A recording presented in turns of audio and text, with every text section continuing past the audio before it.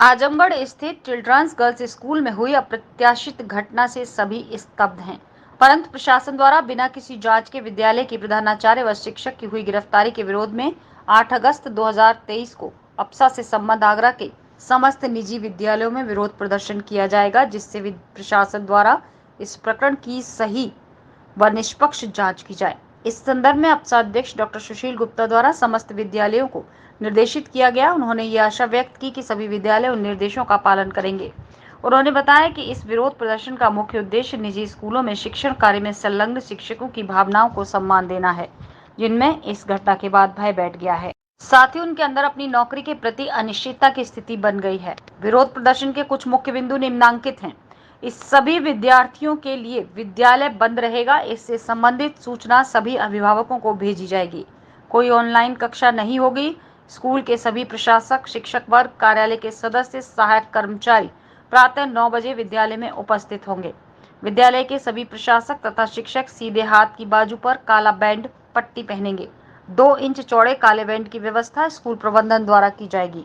विद्यालय आने पर समस्त शिक्षक प्रार्थना सभागार में एकत्रित होंगे, जहां मृतक छात्रा की दिवंगत आत्मा की शांति के लिए प्रार्थना की जाएगी, जो आजमगढ़ के एक स्कूल की छात्रा थी, जिसके बैग में मोबाइल पाए जाने पर विद्यालय के अधिकारियों द्वारा इसकी सूचना उसके अभिभावकों को दी गई। इसके बाद छात्रा द्वारा आत्महत्या कर ली गई। हम परिवार की इस दुर्भाग्यपूर्ण क्षति के लिए ईश्वर से उन्हें इसे सहन करने की शक्ति देने की प्रार्थना करेंगे। इसके बाद प्राचार्य सभी को इस विरोध प्रदर्शन के उद्देश्य के बारे में बताएंगे, जिसके बिंदु मुख्य इस प्रकार होंगे। आजमगढ़ में एक लड़की की आत्महत्या के बाद उचित जांच के बिना प्रधानाचार्य और शिक्षक की गिरफ्तारी क्या उचित है, वो भी ये जानते हुए कि विद्यालय में मोबाइल फोन लाना पूर्णतः प्रतिबंधित है। वो लड़की स्कूल परिसर में मोबाइल के साथ पकड़ी गई थी। गिरफ्तार की गई प्रधानाचार्य और शिक्षक अपना नियमित कार्य कर रहे थे। इनकी गिरफ्तारी से सभी शिक्षकों में भय और अनिश्चितता फैल गई है। उत्तर प्रदेश का समस्त निजी विद्यालय समुदाय शिक्षकों के हितों के लिए एकजुट है और बिना किसी उचित जांच के हिरासत में लिए जाने के विरोध में प्रदर्शन कर रहा है। अप्सा द्वारा दिए गए बैनर को स्कूल के गेट पर और पोस्टर को स्कूल के नोटिस बोर्ड पर लगाया जाएगा। विद्यालय में 8 अगस्त 2023 को कोई समारोह या सामाजिक जमावड़ा न किया जाए, क्योंकि इसे एक गंभीर विरोध दिवस के रूप में मनाया जाना है। डॉक्टर गुप्ता ने शिक्षक वर्ग की ऐसी दयनीय स्थिति को देखकर अत्यंत चिंतित होते हुए कहा कि बच्चों को प्रेम व स्नेह देने वाले एवं उनके उज्जवल भविष्य के लिए अथक प्रयास करने वाले शिक्षकों की इस प्रकार प्रताड़ना और अपमान समाज को सिर्फ गर्त की ओर ले जाएगा, जो अत्यंत विचारणीय है। सबसे पहले तो मैं ये कहूँगा कि आजमगढ़ के अंदर जो हमारी बिटिया ने आत्महत्या की, उसके पर हम ही नहीं, पूरा प्रदेश, पूरा देश क्षुब्ध है। उसको ऐसा नहीं करना चाहिए। उसके प्रति हम सब श्रद्धांजलि अर्पित करते हैं, भगवान से प्रार्थना करते हैं कि उसको अपने श्री चरणों में स्थान दे और उसके परिवार को इस दुख को सहने की शक्ति दे।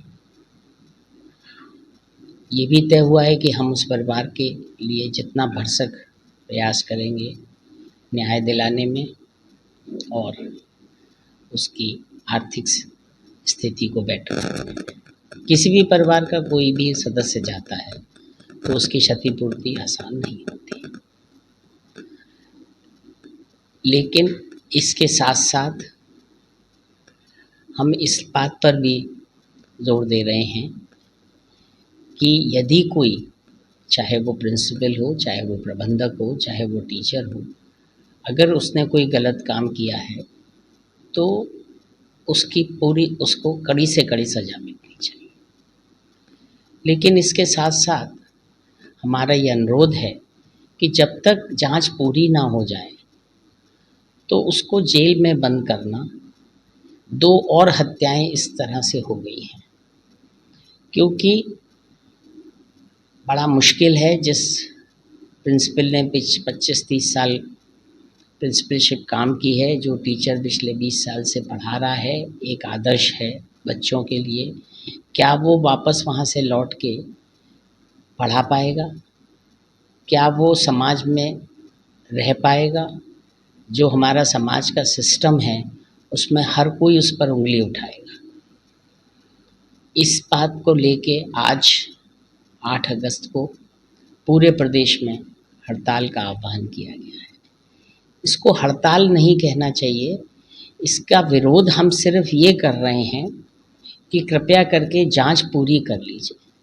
पुलिस के पास बहुत से तरीके हैं, कोई पेरेंट, कोई प्रिंसिपल, कोई टीचर भागेगा नहीं, बहुत सारे तरीके होते हैं। इस बात पे कल हमारा एक delegation chief secretary of UP education department Shri Vijay Kiran ji से मिला था। उन्होंने आश्वासन दिया है कि 15 दिन के अंदर वो इसके लिए एक एसओपी जारी करेंगे और मुझे पूरी उम्मीद है, जैसा उन्होंने कहा है, कि इसमें हमारा भी प्रतिनिधित्व, प्राइवेट स्कूलों का भी प्रतिनिधित्व होगा, क्योंकि अब समय आ गया है कि हमको बच्चों के प्रति बहुत सजग रहना है। बच्चों के बैग चेक करना और ना चेक करना, ये दोनों ही पॉसिबल नहीं है। अगर बच्चों का बैग चेक करते हैं तो इस तरह की घटनाओं की पुनरावृत्ति हो सकती है। अगर नहीं चेक करते हैं और फिर कुछ होता है तो भी ये स्कूल के प्रबंधन पर एक बहुत बड़ा आक्षेप लग सकता होगा और उससे एक नुकसान भी बच्चों के प्रति हो सकता है।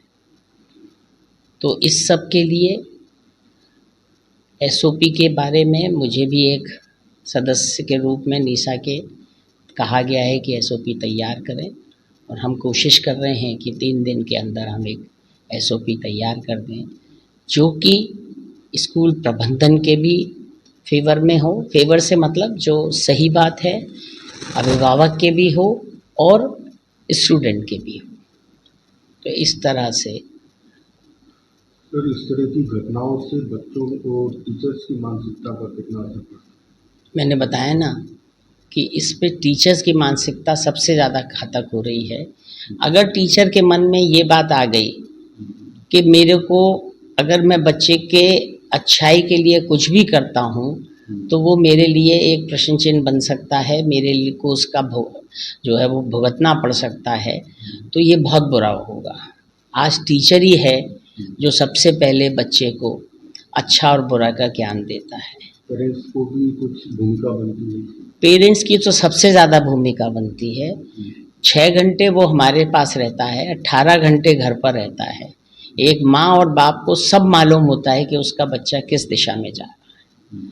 वो जो आजकल का समय है उसमें वो बिल्कुल भी समय नहीं दे रहे हैं और मुझे नहीं लगता है कि जब तक माँ बाप का अगर कोई इसमें पूरी तरह से कोऑपरेशन नहीं मिलेगा तो बड़ा मुश्किल हो जाएगा। समाज वैसे ही बहुत कॉम्पिटिटिव हो गया है, इस वजह से मुझे पूरी उम्मीद है कि आने वाले समय में इस तरह की घटना के